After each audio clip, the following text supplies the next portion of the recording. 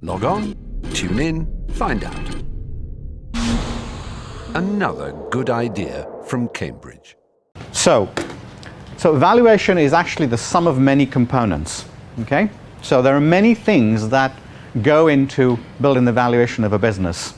And when I'm looking at a business, typically I'd actually run through this list and try and build a little grid and say, how important are each of these components to the overall valuation? So that you get some sense of where the real value in the company is coming from. Okay, so the obvious statement is the intellectual property in the company. And that doesn't just mean patents. Frequently you may not have a patent. In the software industry, it's not that common to actually have a patent, because getting patents in software is very much harder than in other spaces. So the evaluation depends on a number of things. There may be the key technologies, patented or not. It will be the processes. So you may have a very unique process for say, processing some ore into a mineral. The processes themselves, or you may have a wonderful process for doing something different. If I give you an example of something that you'll find quite amusing. When I came back to Cambridge in the 80s, I worked for a consulting company called PA. And there was a team in there that had a problem given to them, which was that you know all about prawns and prawn shells. And when prawns are shelled, the shell itself is typically discarded, thrown away.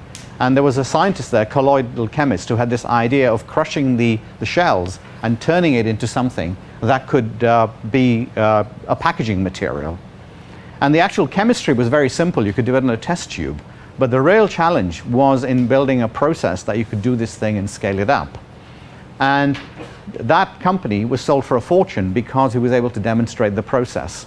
And the way he demonstrated the process was he actually built a pilot plant to the basement made out of glass tube, because everything else would be corroded by the chemicals they were using. And they had this massive plant in the basement with glass tubes processing prawn shells. And those of you know, prawn shells are quite smelly. And in 1989, about 2 days before the plant was going to be dismantled, they had a break in one of the glass tubes. And the whole basement was flooded with these awful noxious smells. And today, if you go back to that basement in PA, you can still smell some of the prawn shells. That's how smelly it was. Okay? But process, very, very important. And brands. Now, I don't know, how many of you are working with businesses where you think your brand's really important? Okay. Now, you probably know the story about Coke when they changed to New Coke and the disaster they had with the rebranding exercise. If you haven't, try and Google it, read it up. It's a very insightful story about a product where they tried to change the brand positioning and got it wrong, and it cost them something like $500 million. Brands, very, very important. Building a brand is terribly important. Think about Starbucks. Think about all the other brands that you see around you. You know, when Unilever bought Ben & Jerry's, did they buy it because of the wonderful recipes for the ice cream? No, they bought it because Ben & Jerry's as a brand was very valuable to them in terms of the statements that they made about eco-friendliness, the green revolution and everything else about.